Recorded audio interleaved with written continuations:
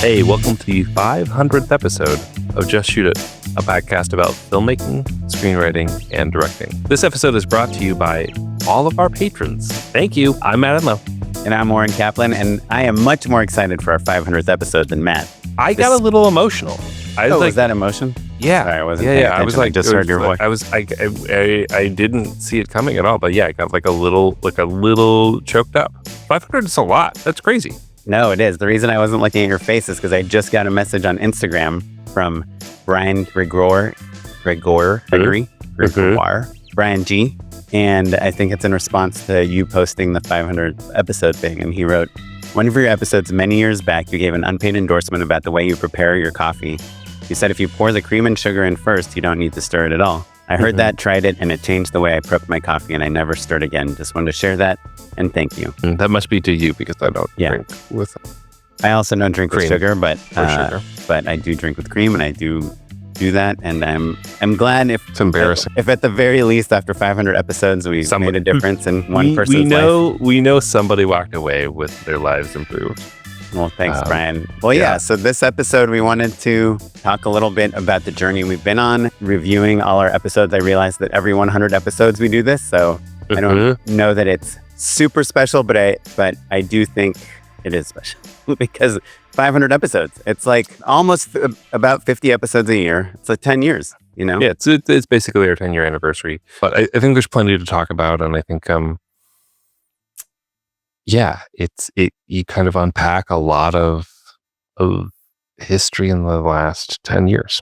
Yeah, I think we're neither bad enough directors that we've failed out of the business and moved back home, back to Sacramento, where Matt's from, nor have we succeeded so much that we're out of touch. Or one of the miracle, like 1 in 1,000 people that make it, though we've had plenty of them on our podcast. I just keep getting jobs, and I don't know, it seems pretty easy to me. Yeah, I mean, I think we both have just we're journey people, whatever you call it. But I do remember once telling a DP friend, Andy Radzewski, who's shooting an HBO show right now, I said to him that my nightmare would be being a journeyman director. And he looked at me like, hey, dummy, that's what you are. Right. Well, I think... I was like, no, I'm going to be an auteur eventually, Andy. Yeah, it's funny. I didn't even know the word auteur until like 2 years ago. But that's the difference between someone that goes to film school and someone that goes to engineering school. But I do think that every filmmaker at some point in their life, especially if they come into it on the younger side in their 20s, it was, I think, when a lot of our peers started. I think everyone says, I would just love to be paid to direct. Sure. Yeah. And I think we more or less do that. So yeah. I wrote a quick little intro. I'm going to read it. If it sucks, Kevin, our editor, can cut it out.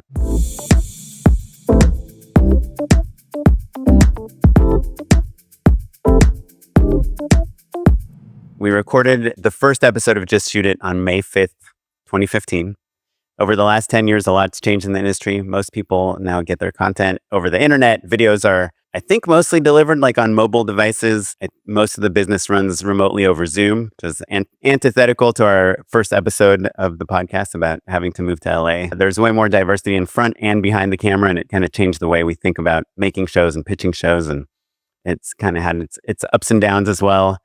And recently, inflation and a big Hollywood strike is to fight for people to get fair wages was relatively successful, but also simultaneously kind of drove production away from LA. And now a fear that I have, Matt, not so much, is that robots are on the doorstep of not just changing the way we do business, but in many cases, replacing the people that we do business with. But that's kind of the macro stuff. On a personal level, you, Matt, and I have remained pretty committed to live the life and career of filmmakers. Some years we just reviewed before we started recording have been better than others. We've definitely not a straight line. There's been ups and downs. I think we probably started the podcast pushing more into the art and dream of the auteurness. Some other years we kind of leaned more into trying to make money and survive. And our families both grew. We both bought and probably spend way too many months investing in our own homes in LA, which I think is now a pretty hard to reach milestone for a lot of people that I think at the time when we did it, maybe we didn't realize as much. But across these 500 episodes, I think I'm speaking for both of us, but we're still as passionate excited and driven to direct. To date, you and I have only missed one episode of the podcast, different episodes. Mm-hmm. You missed the Emily Best episode and I missed the Felicia Day episode. But otherwise, we've been pretty consistent every week. We put out a new episode. Including Thanksgiving. Yeah, which happens to fall on a Thursday this year. And we've just been trying to give you all a report of our directing journey as we've talked to so many great filmmakers, artists, and show business people on the pod. So today we're going to speak a little bit about some episodes from the past 500 episodes that I think left a mark on us, changed the way we do things, and also a little bit about our careers and how we've grown as directors and how we have leveled up, a word that I think you used to use exclusively and I've pretty much co-opted. And I guess it's like a video game word, but I guess it is. Yeah. It's probably you didn't the best play World of Warcraft, bro? No, the best way to talk about it. And I hope some people can get something, either relate to it as they relate to the last 10 years or get something out of it in terms of some of the growth that we've had and maybe some younger directors following in our footsteps or hopefully beyond our footsteps will take something away from it. So with that, Matt, please unload your genius on us. Yeah, here we go. Well, so starting back in 2014, right, I think you and I were shooting a lot of sketches, right? Like they weren't commercials, so to speak. And I was shooting at College Humor. I had just left Comedy Central. And when you're saying there weren't commercials, we had literally zero connection into that world. And I don't even know if we realized how separate of a world it was from what we were doing. Yeah. And not only did we not understand how separate of a world it was, but looking back on it now, branded content, which was kind of like the bridge from sketch comedy to commercials for many people, the branded content was run by content studios, right? Defy Media or College Humor or Funny or Die or all of these other companies out there. And a lot of those people were our peers, like those producers were, the same age as us. And there were, C-suite types, but like the level of commercial experience in the entire building was pretty small. Like there was almost an allergic reaction to actually trying to peddle the product. And what we were selling is like, hey, we'll make something really funny that people will like online and we'll mention your product. Yeah. And it will happen to be brought to you by... Yeah. Right. Ruining the content. Right. Which is the exact opposite of what a commercial does. Right. Exactly. Yeah. Now things are quite different. But back then, I think, like I said, we were both doing sketches and you just always loved commercials. Because I had worked at Comedy Central pitching on RFPs, requests for proposals, things like that, I was adept at doing that work, unlike a lot of our very funny peers, because they had just kind of come up doing stuff at the Groundlings or UCB or places like that and just like literally didn't know that when a client gave a note, you had to like figure it out somehow. Mm-hmm. And so, Oren, you have noted episode number 29, Show Must Go On, which was, I think, kind of like for us, an early episode that was pretty impactful. What happened on episode 29? Well, it's funny. Before you jump into that, I do want to say one of the clients that I was working with was Quiznos when we were doing this branded content, and I had done one parody, Star Tourage, that was kind of a mashup between the Entourage movie and the Star Wars movie. And one of the actors in that parody said to me, "Hey, Oren, my friend works at the Famous Group. Can I introduce you?" And I was like, "Yeah, sure." And of course, I immediately Googled the Famous Group. I had no idea what that even was. Mm-hmm. And it was a commercial production company. Not that famous. Yeah. Yeah. And I didn't even know what a commercial production company was. I mean, you did because you were at the Directors Bureau and you and kind of a little bit of that world. Yes. But also I didn't understand how it all worked. I just thought that the directors at the Directors Bureau were cool. Yeah. Yeah. But you had probably seen treatments or something, right? Right. But also more often we would send like press clippings. Like I remember like literally I would like photocopy press clippings from like Variety or like write-ups about the movies that people were making or like a blurb from Res magazine about Mike Mills. The pitches were not anything like what we do now. Right. It was more just kind of like, here are credentials and here's what other people think about this director. And I was not party to any creative take that they had, basically. Right. Well, what's And interesting... also, honestly, when I was photocopying that stuff, I don't think I even knew where it was going. I didn't even think to ask, like, what's this for? Right. And yeah, I think there was like, because we had both done a lot of online content and comedy and stuff, we knew what writing a couple paragraphs for an idea for a show or a thing is, and throwing a document. But I don't even think we were including any images at all back then. Yeah, without a doubt. Because I early on did my own web series for 2 seasons. The second season had been picked up by a company. So I had like more deliverables and just had to like do things. I had to organize things in a meaningful way. And so I started making basically episode documents that would be the rundown of everything we needed. So you would always have, here are all the beats that we needed to hit. Here's the schedule. Here's the props list, all of that stuff, just in a straight up Google document. And I remember sharing that with the head of post. And then before I knew it, I was seeing those printouts floating around. And I realized, as soon as you share a document with anyone, you have to be ready for it to be distributed to the team. Yeah. So I think it was around that time, at least for me with the Famous Group, that it was the first, I had never won a competitive pitch before for a commercial, or basically to compete with other directors to get a job. And just to, again, for context, you didn't need to. Right. Like this was at the time when like people were maybe considering 3 directors. It was like, you, me, and Tony Yacenda, or Sergio Chili, or somebody like that. And then they'd look at our websites and pick one of us. Yeah. We'd have a meeting maybe or something. Maybe. Yeah. But probably not. Right. Yeah.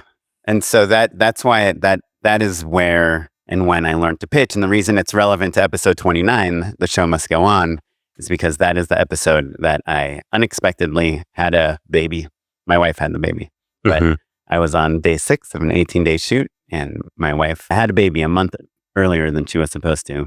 And that was the first step of being responsible for somebody else's finances for real, and it kind of coincided with me learning how to pitch on commercials. And at the Famous Group, it was like, it's a dream scenario for, I'm sure, anyone that's listening, but it was like throwing me into the pit and just having me pitch and just telling me how bad I was at pitching every single day, but in a way that really taught me how to pitch better, taught me how to open up a pitch, how to not read the text on a document, this was in the days before Zoom, so how to lead people on a phone call to go to the next page, to check in with them to make sure they understand what you're talking about. And just putting in reps, because before Zoom, when we had to do them on the phone, you'd be pitching jokes and the people would be on mute.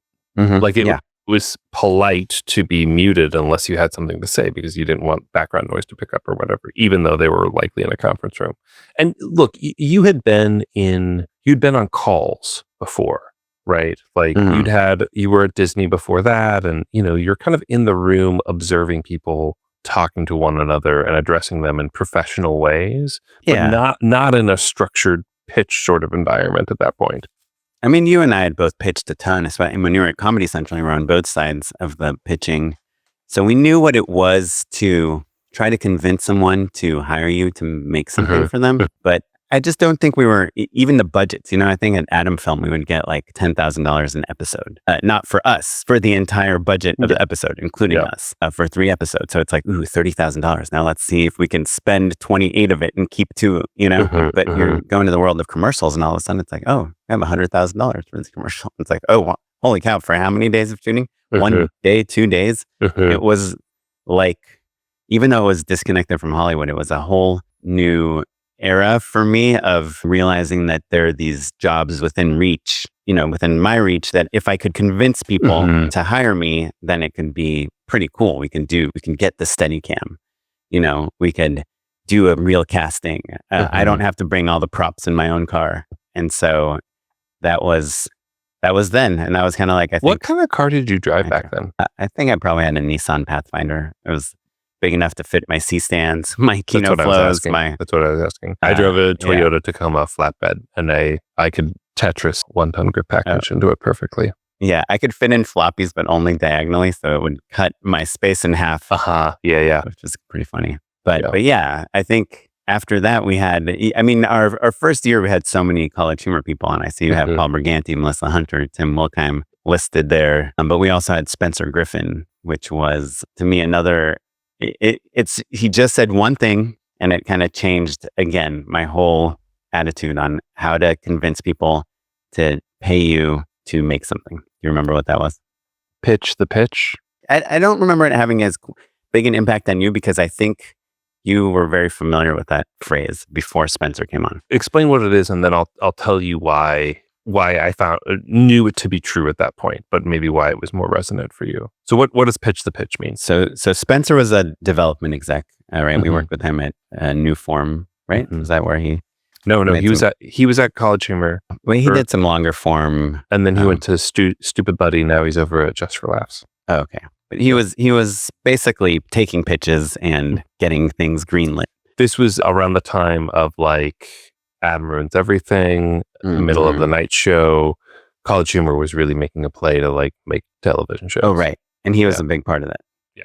And so pitch the pitch, what that means is that there's a very high chance that the person you are pitching your idea to, or your take, or your vision, or whatever you want to call it, is not the money person, is not the person that says, okay, let's approve the money to spend on this. They are most likely, they probably work for the money person. And so whoever you're pitching to, you should pitch your ideas to them in a way that they can easily pitch them upstream.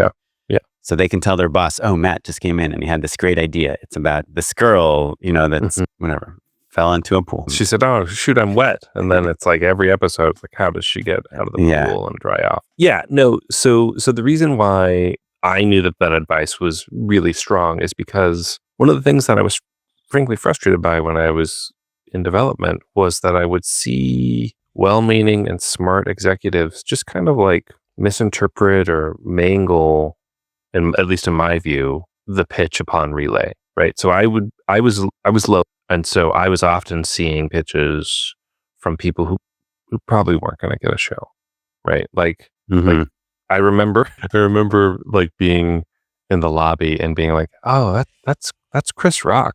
And there being 15 people taking the meeting. Right. And I was not one of them, right? Like it's always, the more people who are attending your meeting, the higher esteem they hold you in. Right. It tends to indicate that some decision makers are in the room, basically, right? Totally. So anyway, I would be like low level, and then you'd still have to like this person who was senior to me would relay what they said, right? And I was just like, dang, that comic pitched their heart, and now it's just kind of like this flat little one-liner that, maybe this, there were a couple of executives who were just real ball busters, who just like were not interested in anything but the big stuff.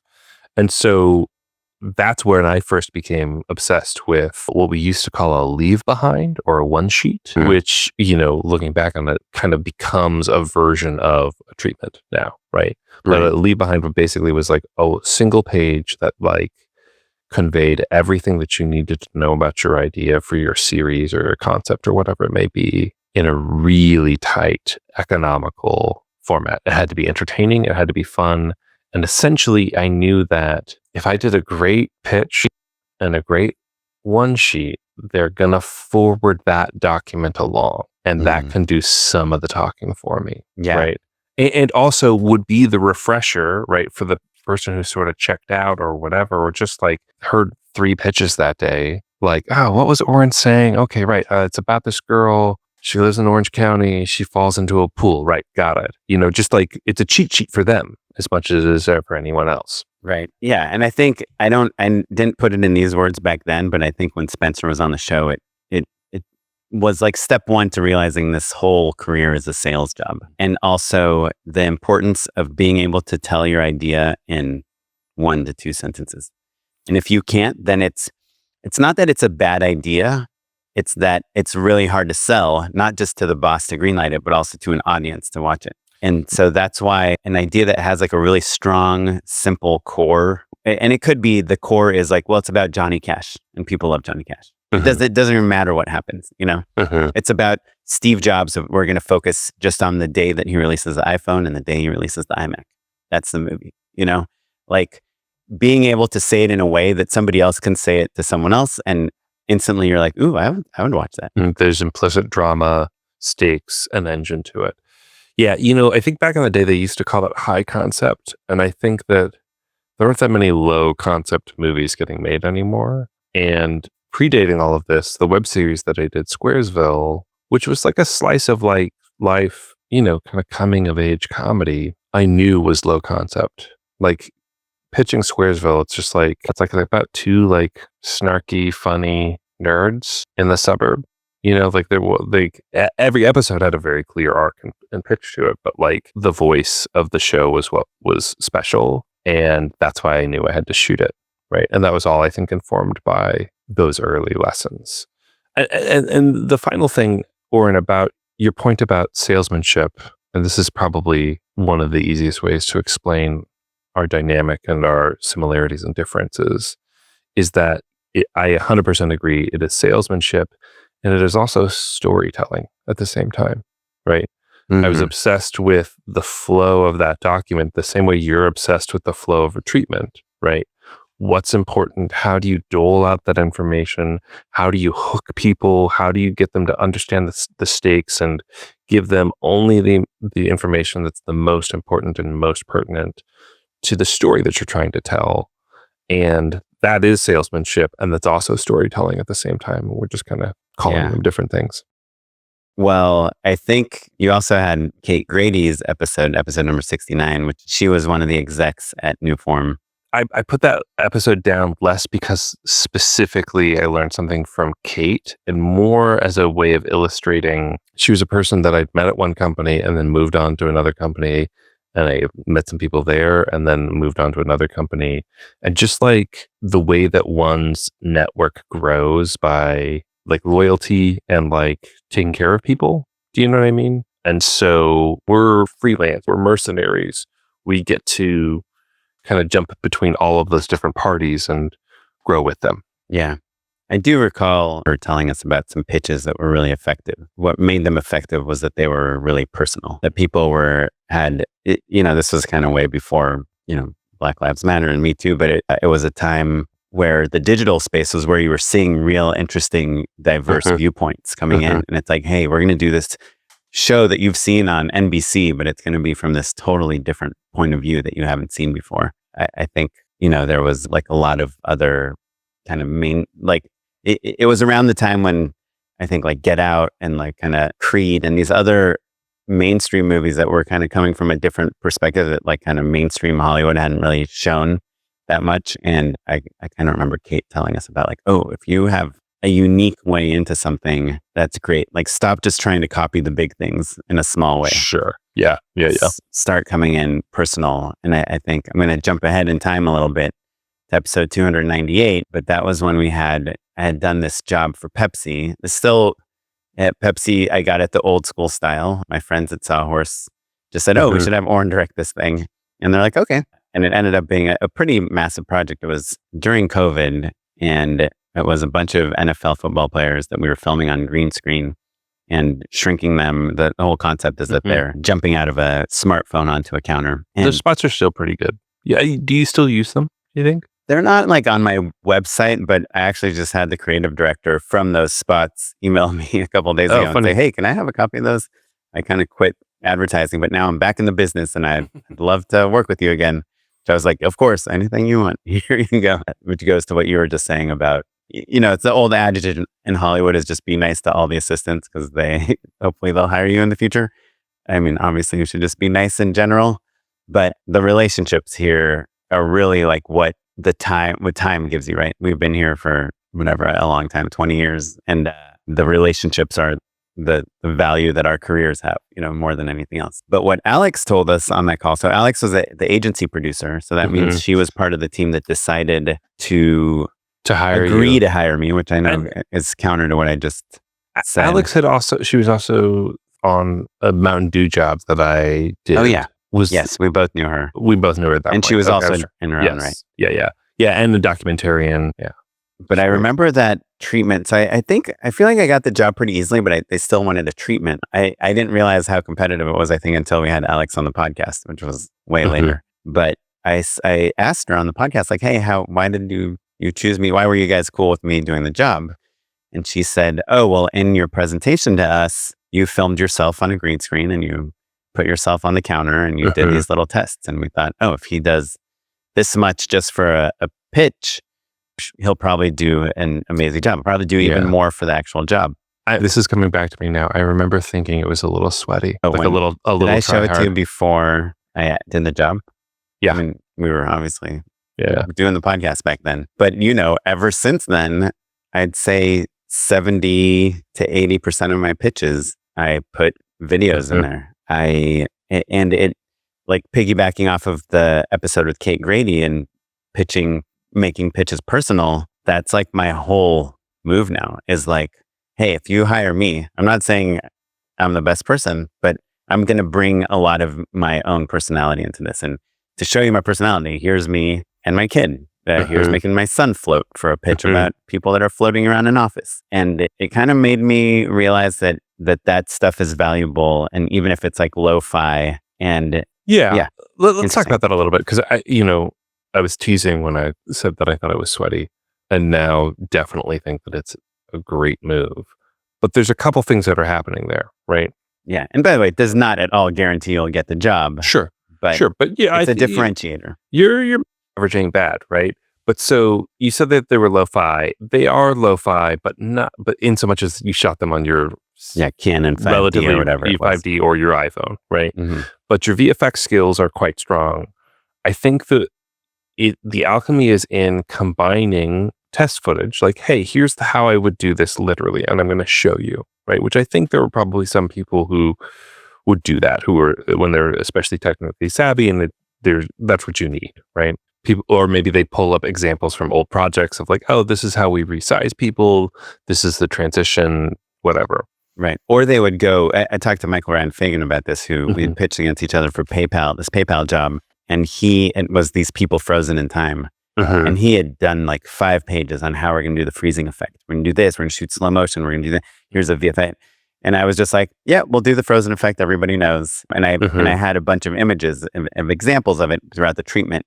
But he was like, oh, damn, I probably went way too much into the technicalities. And I think that's kind of what you're saying. Like, there is the director that would do 5 pages on how we're going to shrink the people. But so there's that. But then also it's your kid or your dog, or, not just like, hey, look how cute my kid is, but like, oh, this is how I'm connecting to it personally. And it's the combination of those things. When you can find a way in and then show that way in a way that is like a little vulnerable and a little open, but also technically highly proficient, that's a secret sauce. That's a secret sauce for sure.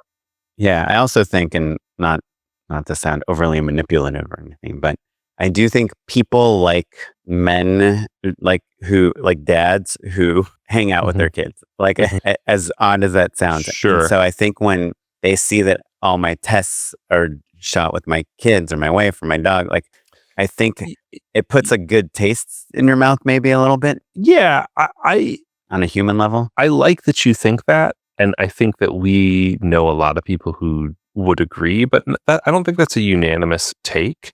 But I think that like that's authentic to you. Do you know what I mean? And so like you're not trying too hard, right? Like counter to what I was teasing you about.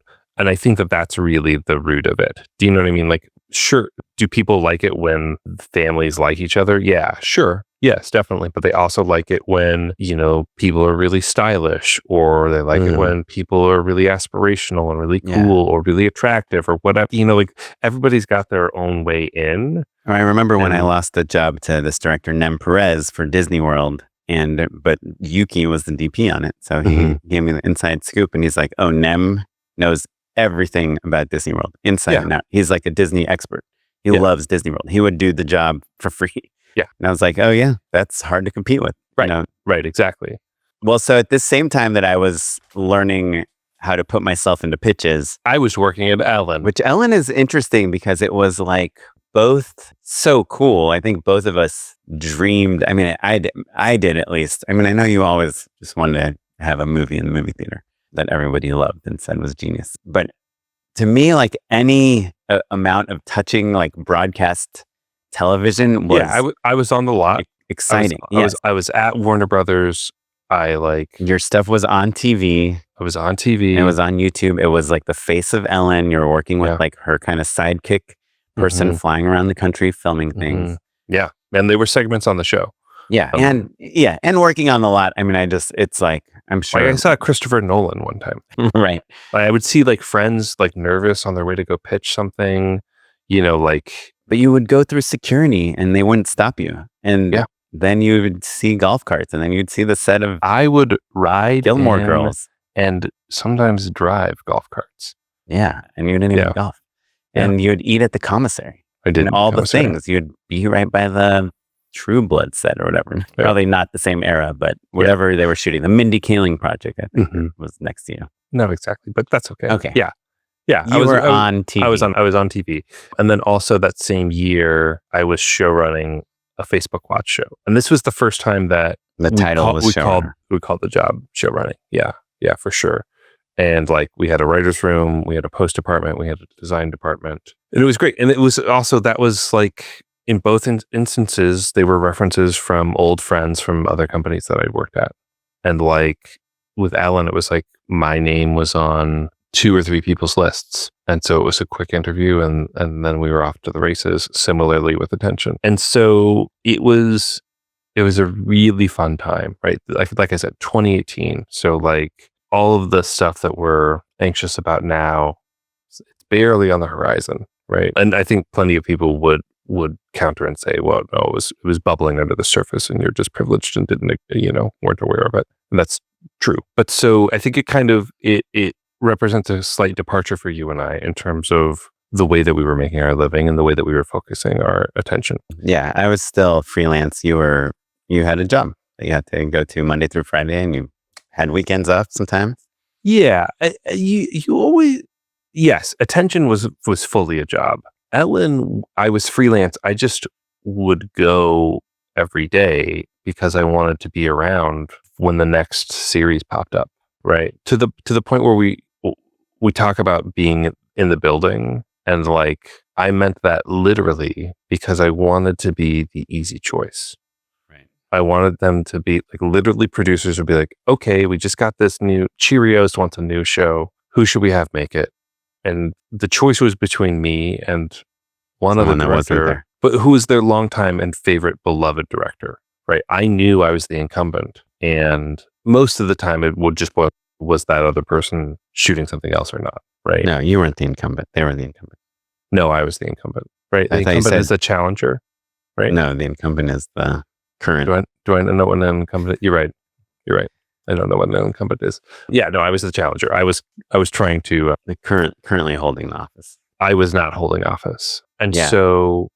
But I think there was a couple interesting things from my point of view in that time. First of all, the incumbent was DGA, right? Correct. Yes. And you weren't, and so that was a little bit of a separator. Like, oh, this needs to be non-union. This needs to be union, and you had an opportunity to shoot some, like I think, pretty big, awesome thing on the lot. And then they're like, oh no, this has to be a DGA director, right? Like I feel like that was the first time you kind of ran up against. Well, that. So they pulled a fast one. The way that they would get around DGA was that they would premiere the episode online first, and then feature it on the TV broadcast. So like literally that morning it would go live on YouTube and then they'd show it on the TV show.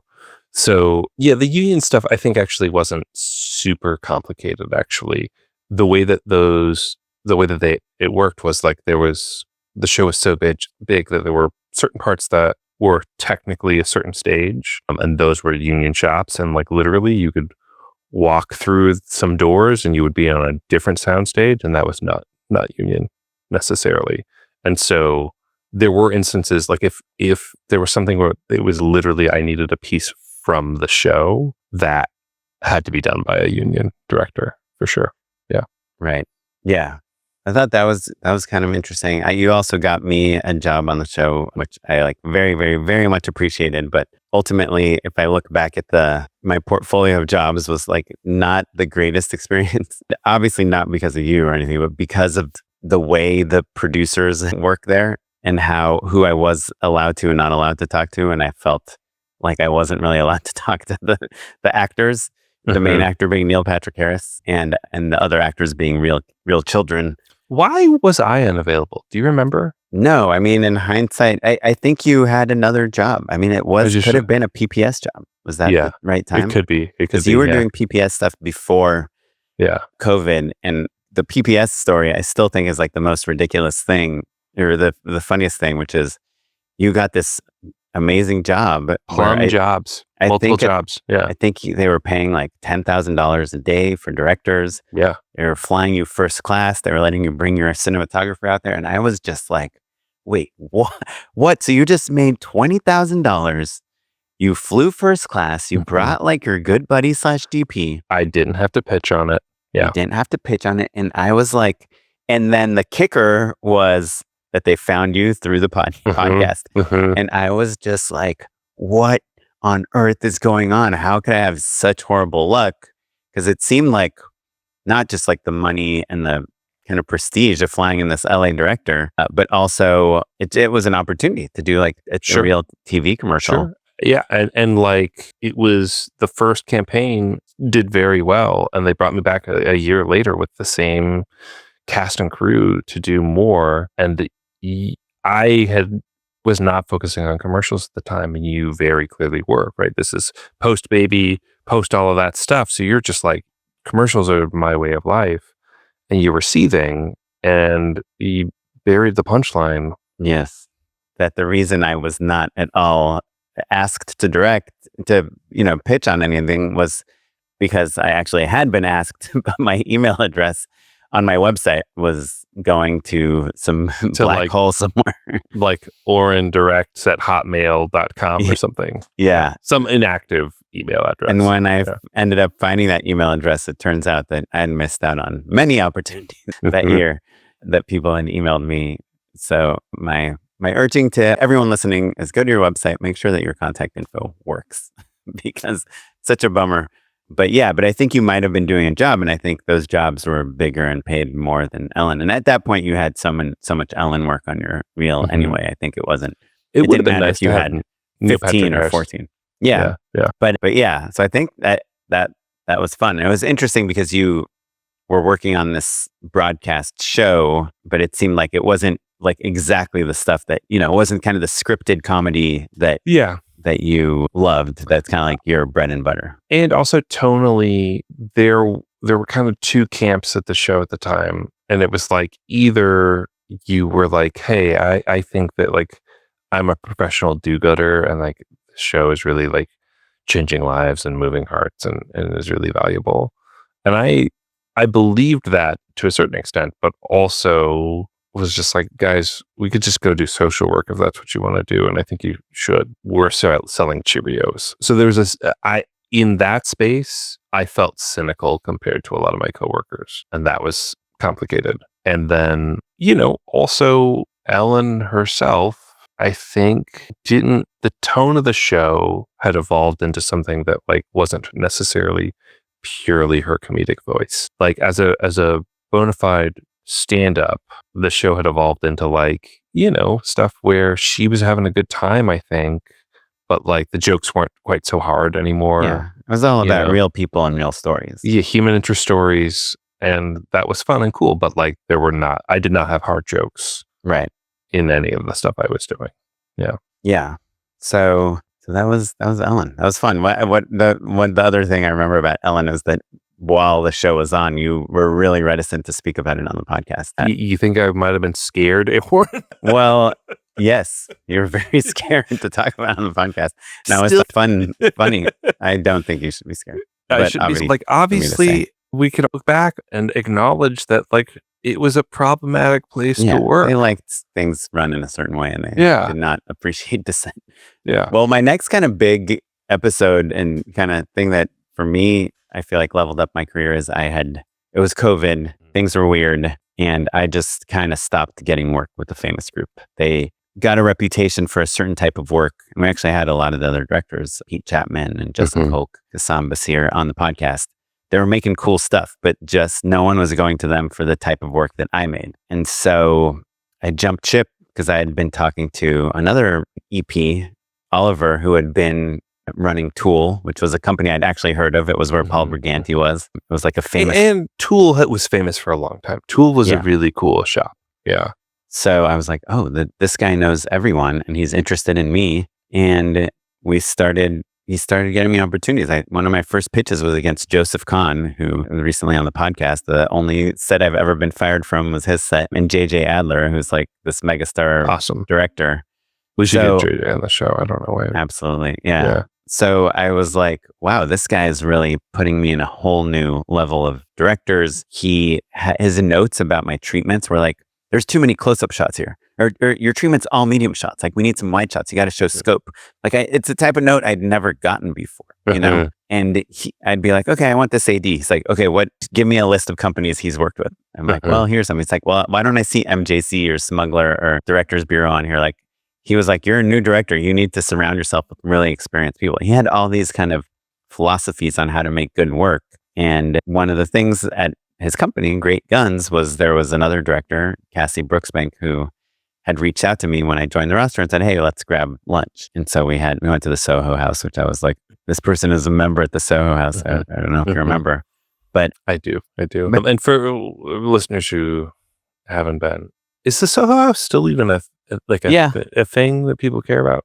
I think there was a minute where I think a lot of business was being done at the Soho House, and you were like, okay, I guess I should have cash to tip the valet.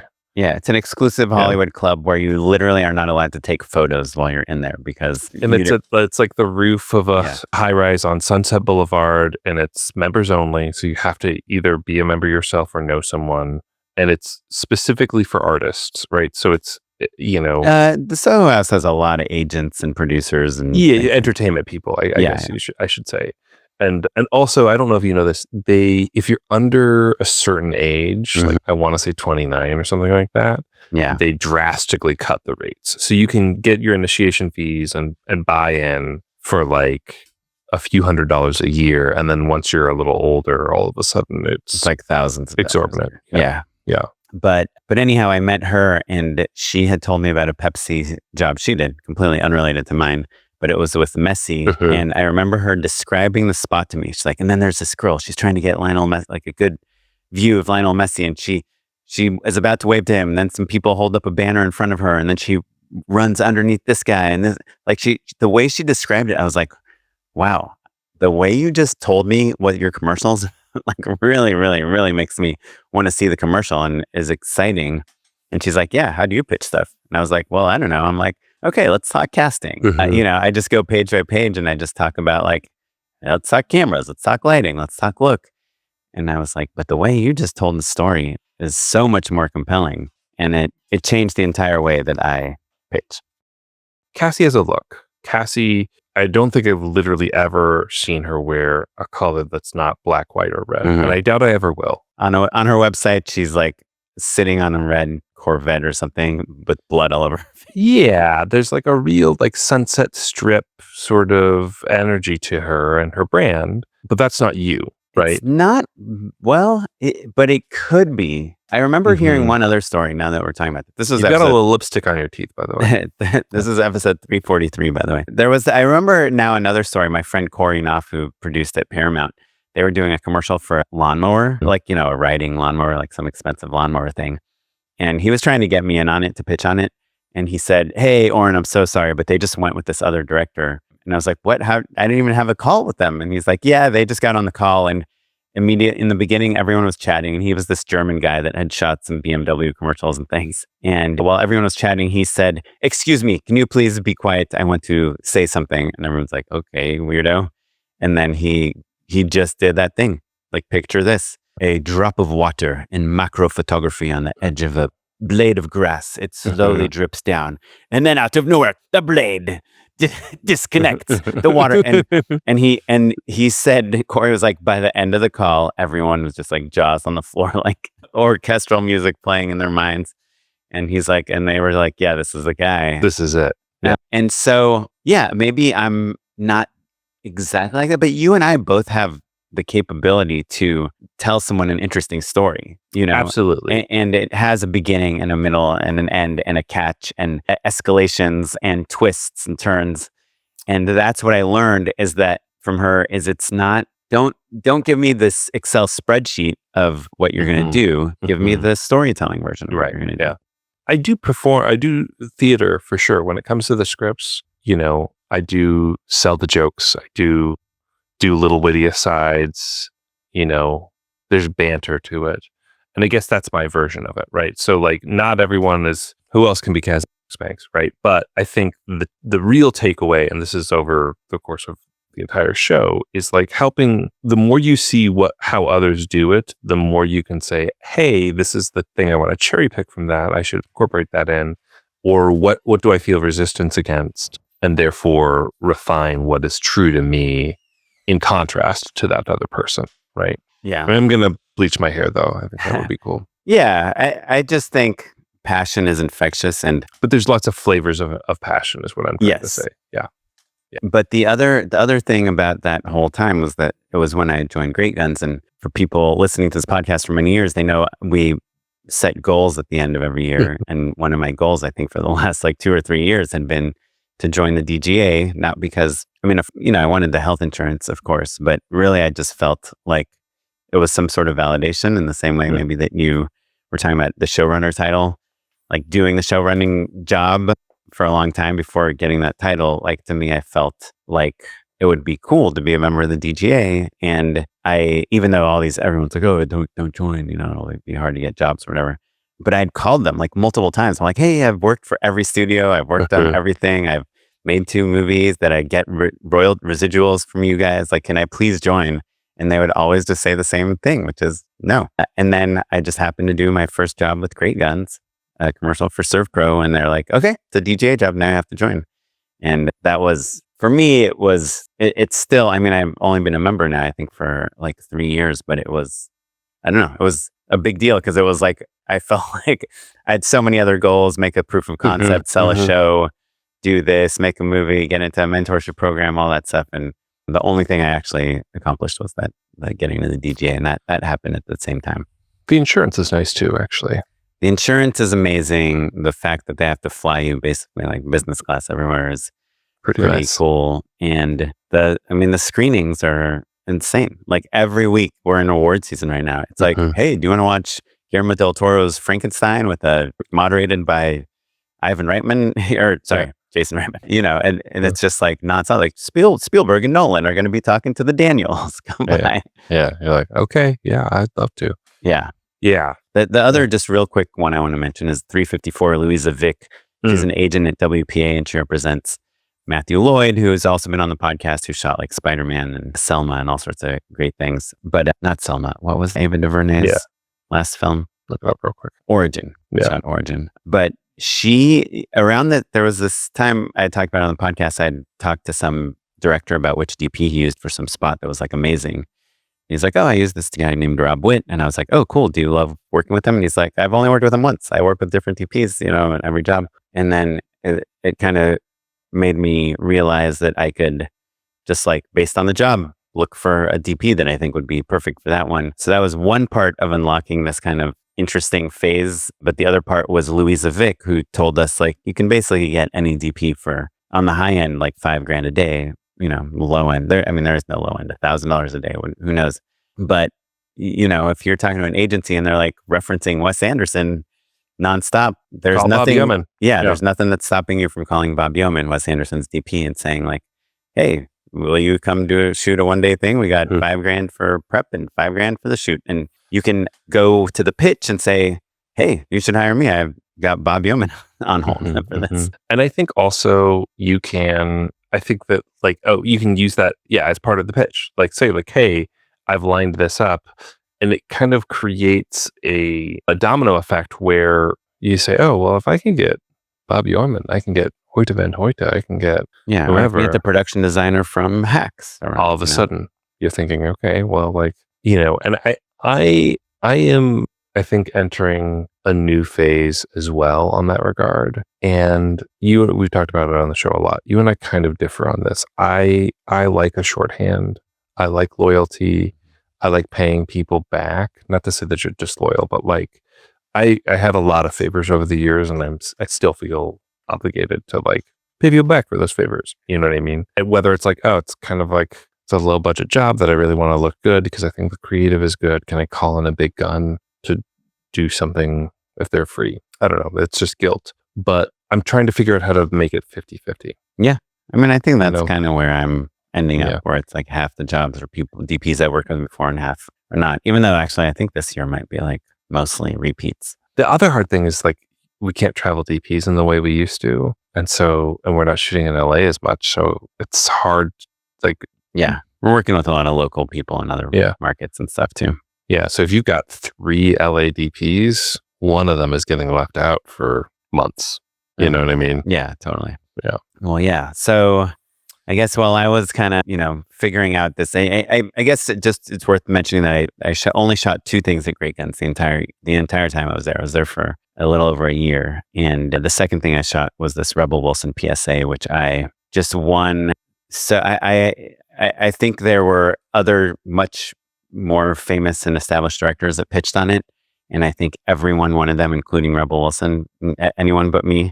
But the client, they just really liked my pitch. I pitched from a tiny, tiny hotel room where my toilet was in my shower in New York. I was delirious and somehow won them over. You also, I remember, because you called everybody you do to like pitch ideas to. Like you workshopped that one. You knew it was an opportunity. You knew it was a big swing and you really went for it.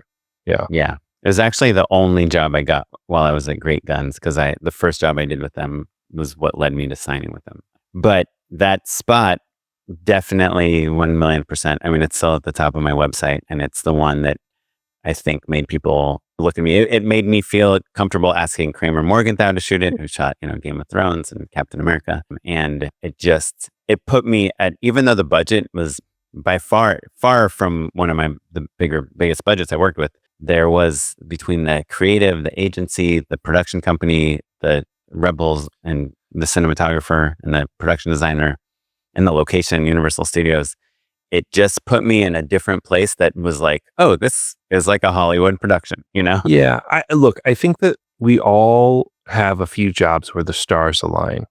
And that tends to be like a nice level up. Like you're the right person for the job, you get the right crew for the job, you get the right location, but it all boils down to the creative being good, right? And people being amenable to like aligning to your vision. You pitched a take that people got into, they yes-anded each other, and then they supported you with great production, great VFX, great finishing, right? Like the flamethrower shot looks sick, and like we both have been on jobs where I shot with a real flamethrower that looks worse than that. Do you know what I mean? Like the finishing is so awesome. Yeah, and the flamethrower shot is, that was another lesson, which was it did not look good. It just looked bad, and I fought so hard. I was like, we made this great spot, and there's one shot that just sucks, and it's bringing it down a notch. And to his credit, Oliver, our EP, and the agency of people, we split the cost of it. And we got a huge favor from this company, The Artery, to do the VFX on it. I remember we called Lawson. I was like, friend of the show, VFX guy. Did you see Lawson last night or this weekend? He came by. Oh, no, I did not. I was like, Lawson, hook me up. I know it was kind of a slow time in the VFX world. How much can you do this shot for? He's like, oh, yeah, I have a lot of people available. I'll give you a really good deal, $18,000. I was like, for one flamethrower shot. Flamethrower shot. It's like, that's the deal. That's what anyway. I ended up getting it for $10,000. Ooh la la. But it made everything. It got me to my next company, and it was a big move for me. So that was exciting for me. And I think at the same time is when you were at Team Win, right? Yes. So I had a baby. Oh yeah. And you bought a house too.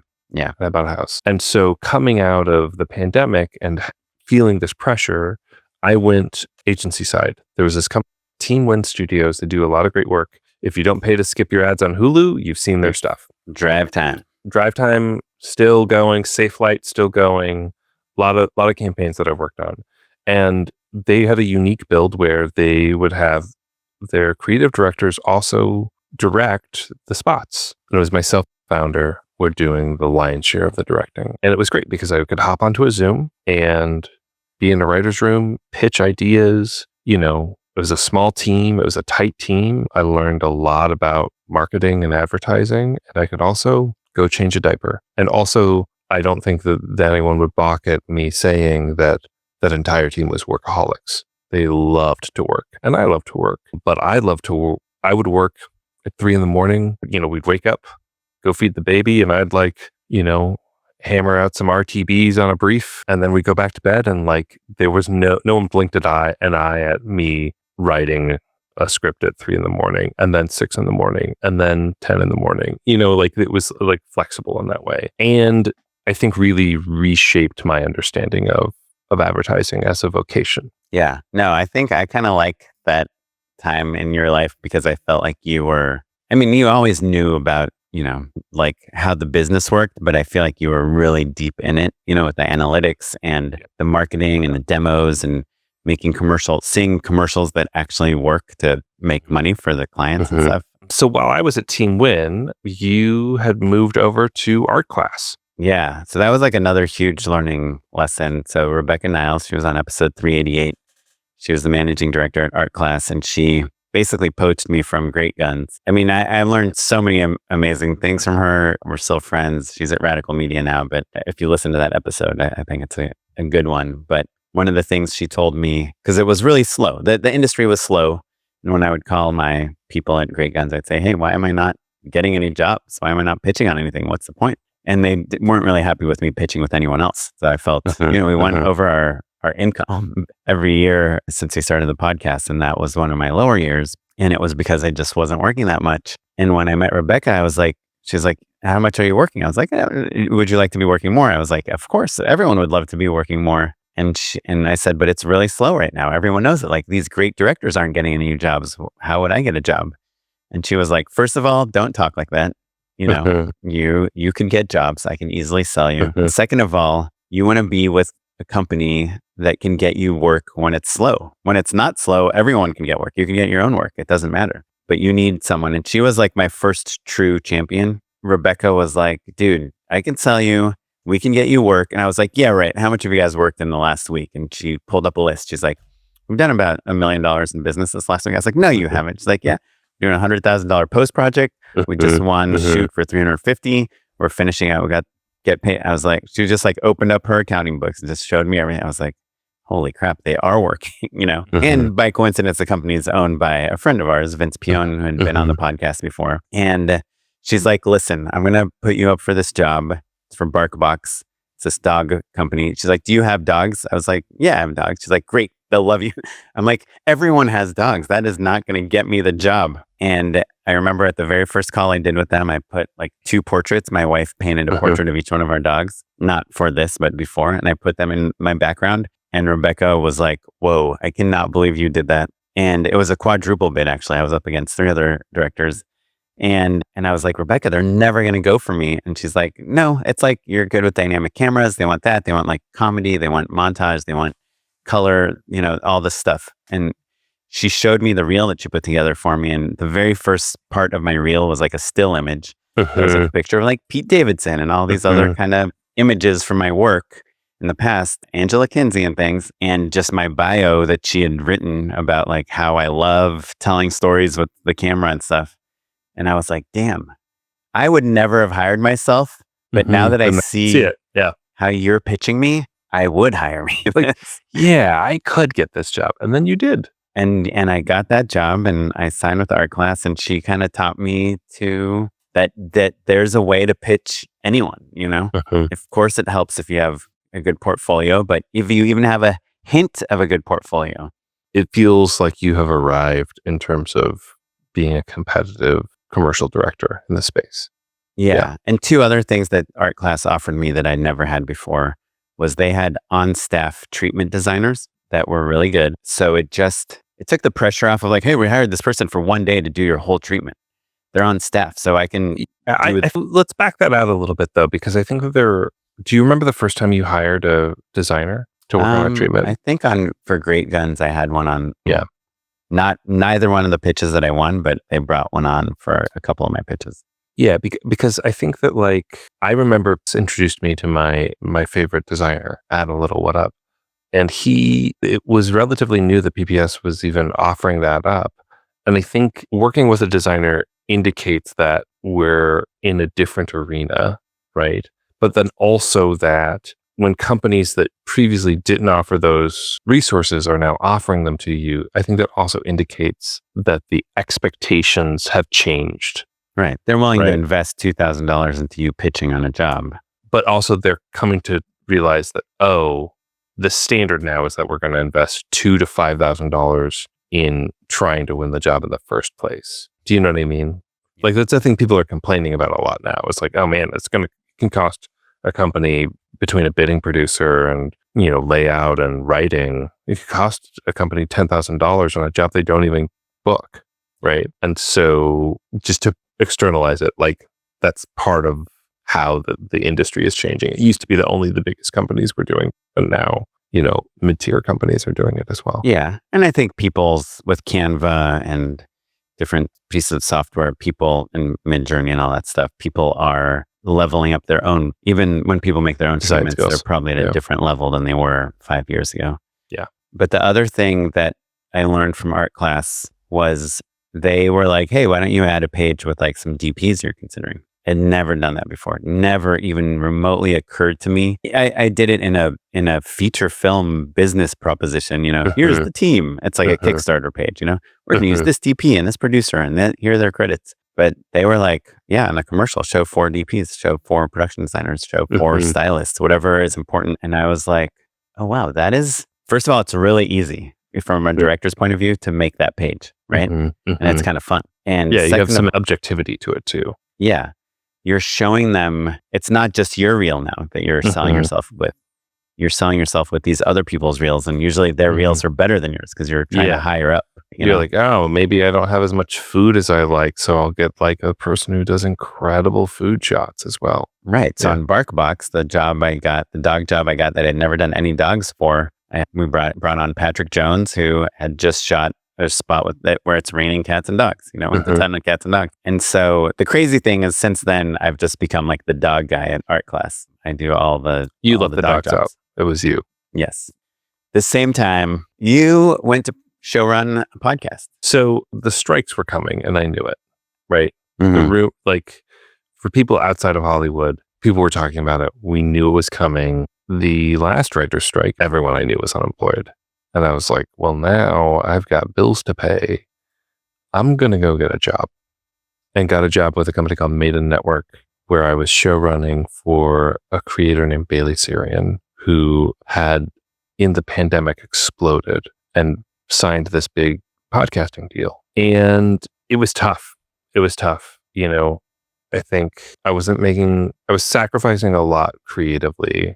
I wasn't really making enough money, and was grateful to have the job because everyone we knew was out of work. Especially if you had a friend in TV or features, they were looking at 18 months of unemployment. It was really, really, really rough. And so, I was grateful to be there. And also, it wasn't a perfect fit. The personality, like Bailey and my personalities conflicted for sure. And it was, when I was at Comedy Central, I remember thinking, oh, this is someone else's dream job. It's just not mine. And knew that I had to leave to go direct. And it was a huge sacrifice to like go from a stable job at a big company that was cool. I had status, and to just like jump into directing without a super solid plan. And it worked. And I was living my dream. And then I felt like I went back to a job that I didn't really like with a person who was pretty mean to me, frankly. Yeah. And also it was content that was super popular. They got the ton of views that you were basically directing also. Yeah. But that was not, again, even Team Win, I think, was closer to the type of stuff that you there's lots of work from Team Win that I was really proud of, for sure. Right. It's basically scripted comedy, right? For lack of a better term. Yeah. So it was a dark time for me, to be honest. And also the other thing was that I have been trying to get a feature off the ground. And I thought, okay, well, if I have some stability in my day job, then I can devote more energy to getting the feature going. And the stress of the conflicting personalities, the culture of fear, was so debilitating that I wasn't able to actually do the work I was trying to do. anyway. Yeah. Not to mention you still have a kid, you still have a house, you still have the Mhm. payments and the things Mhm. that the extra people you have to pay attention to. And you're still kind of trying to do commercial stuff on the side when you can squeeze Mhm. it in. And Mhm. you're working on your feature script. And I Mhm. think you had a deal with like a company at the time on it. And it's a lot of things. And it doesn't help when like one part of your life is like kind of bumming you out for the other parts of your life. Yeah. And so that season wrapped up, the strike was over, and the happy ending is in the last 6 months when I've really been able to kind of like refocus on directing for hire. Just real quick, my last thing was episode 428, Scott Feinstein. So Rebecca Niles at Art Class had taught me to kind of value myself as a director. Hmm. But by the way, he was recommended by Carlin Hudson and Jessica Sanders, both previous podcast guests, obviously. They were like, dude, you are not making enough money for the amount of work that you're doing. And there was always this idea of profit participation that I'd heard of and had in my deals, but nothing ever came of it. The idea is that the company that you're working for is making a profit on every job. You're the one that's helping them get the job, right? They're bringing you the opportunity, but you're closing the deal. You should get a piece of the profits. You're like partners in this project. I'd never really gotten that before. He also gave a standard rate, right? Yeah. He negotiated a standard rate, And, which I think we said on the episode, right? I think he said, yeah, maybe. I mean, I think the going rate, I'm just going to say it out loud because I posted on Instagram, like, hey, does anyone have any questions? And one of the questions we got from Luke, a longtime listener, was like, hey, what's your day rate? And the answer is it depends. But the quote unquote industry standard that Scott taught us both about was $20,000 for a day of shooting, right? Neither of us always gets that number. It can be in the neighborhood to much lower depending on the scope of the job. I think I'm down to clown. If the rate matches the scale, matches the ambition of the job, I don't get too picky about it. Yeah, no. If it's a $100,000 job that needs to shoot for 3 days, there's no way they can pay you 20 grand a day. Yeah, right. But if it's $1 million that shoots for 3 days, then you can get 20 grand a day. So there you go.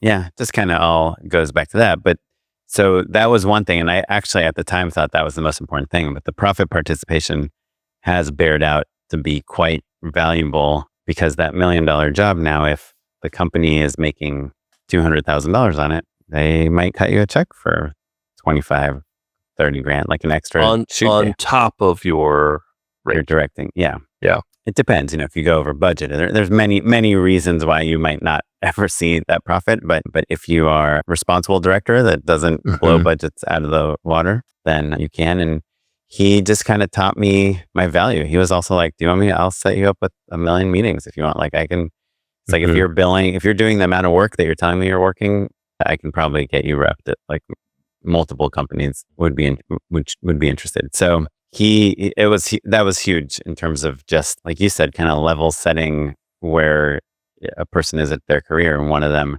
is their rate. And we all have that fear of like, oh, they don't want to hire me because I'm too expensive. Well, you just tell people like, hey, this is my rate. It's 20 a day, but if the project's interesting, I'm listening, If I have that week off and there's something cool, then let's see it. And, when it comes to narrative stuff, obviously the rate can be way lower, it can be zero, but commercials are, you're making a commercial for Target. Sure. They're not suffering. Yeah.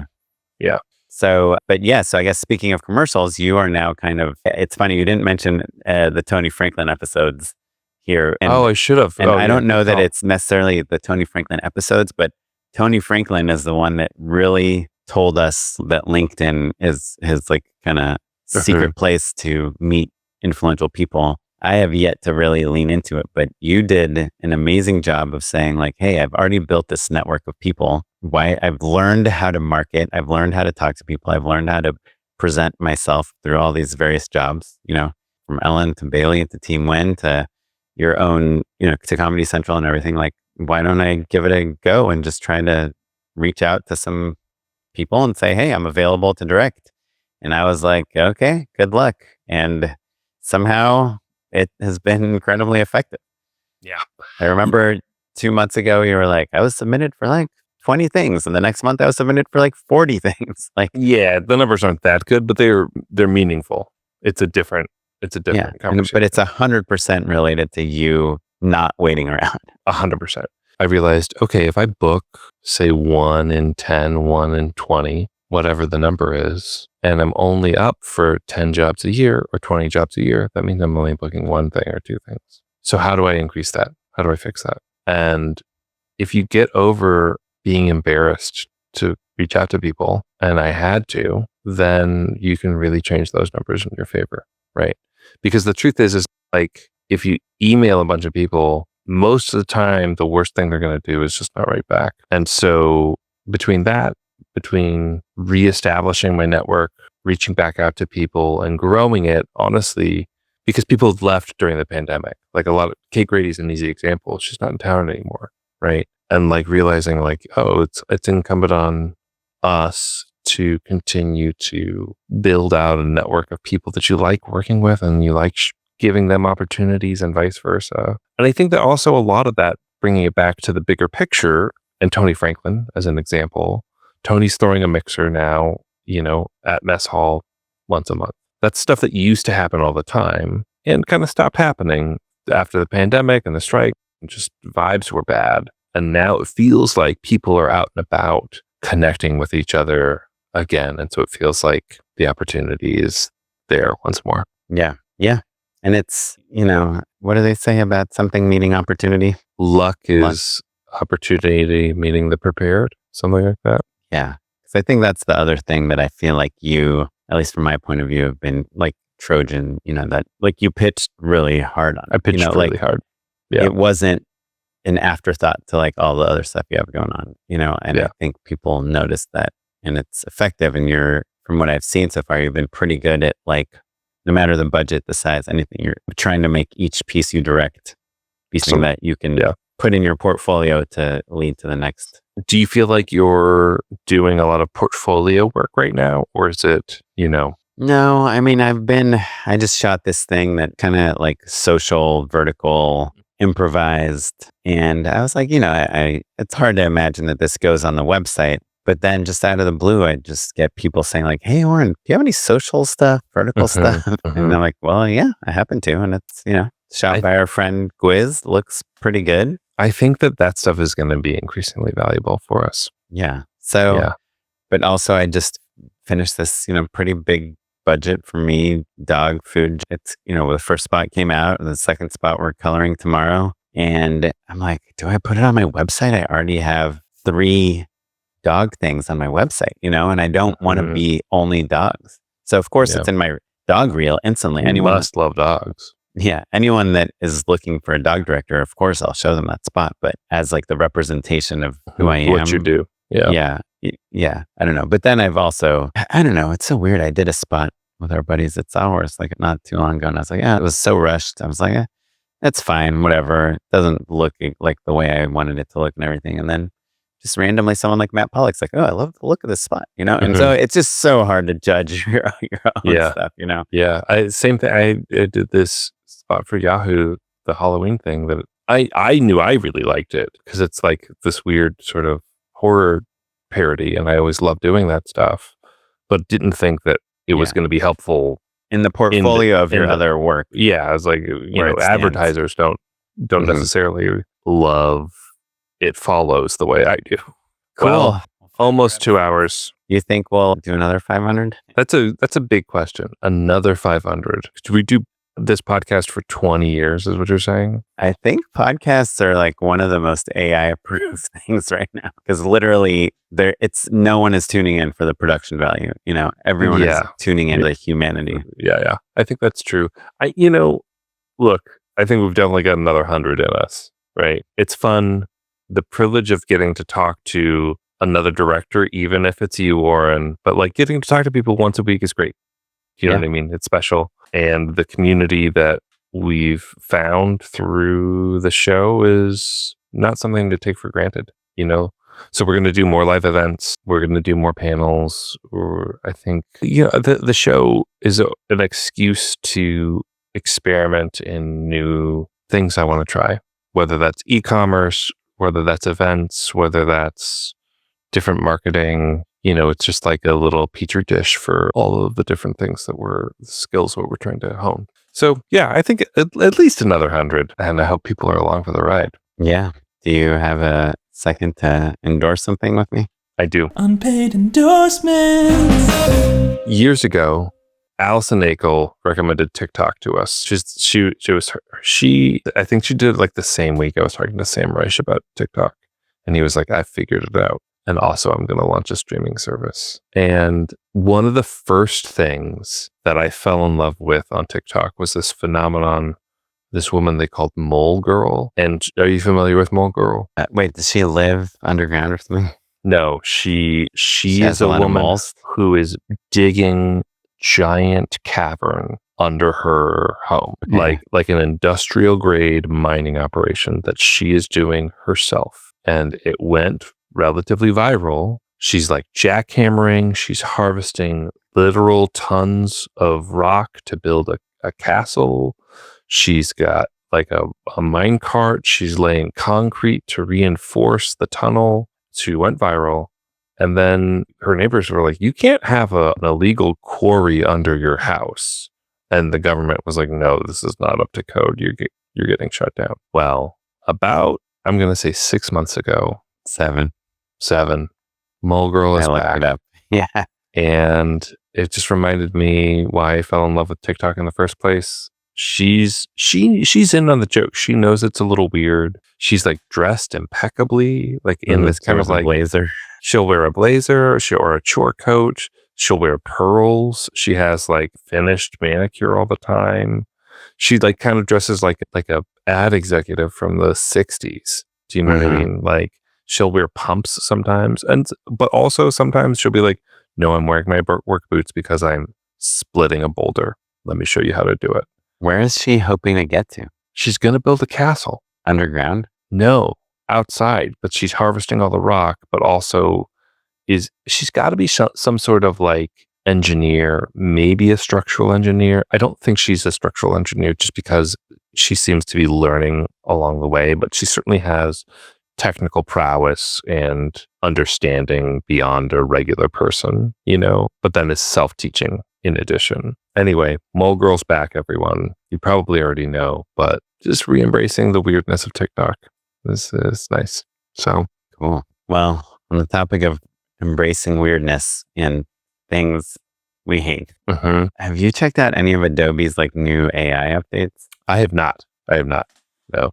They have some really cool things, but one of the things I just happened upon is called Firefly Boards. Firefly is their generative video tool. It's basically like, do you remember that PureRef? It's like that app I use to pull a bunch of images in and look at them. So it's kind of like that. You have a canvas and a web browser. I think you go to firefly.adobe.com/boards, and you can just start pulling a bunch of images for a pitch or a treatment, pictures of actors, locations, tools, ideas, whatever you think.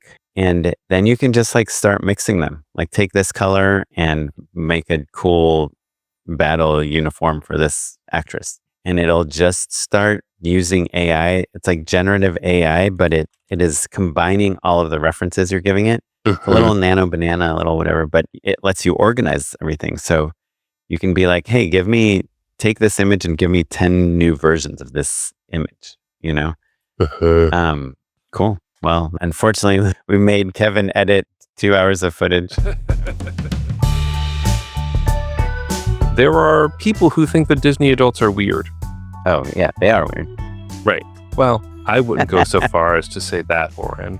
That's because half your friends are Disney adults. I do associate with some bona fide Disney adults. That is true. And on the spectrum, I'm more Disney adult than your average bear. Yeah. I mean, we're Southern Californians. Compared to a real Disney adult, I'm a lightweight. But compared to like just a regular person, This episode was edited by Kevin O'Yang. Social media is done by Lily Bouvier. And producing is done by Tyler Small. And you're listening to music from the Free Music Archive and the artist Jazar. And we would love to hear from you. Which episode is your favorite? What you've learned from the podcast? You can DM us on Instagram at JustShootItPod. You can email us justshootitpod@gmail.com. You can find me on Instagram. I'm at @okaplan. And I'm at Mr. Matt Unlow across all social media. Thanks, everyone. Thanks. Bye. Goodbye.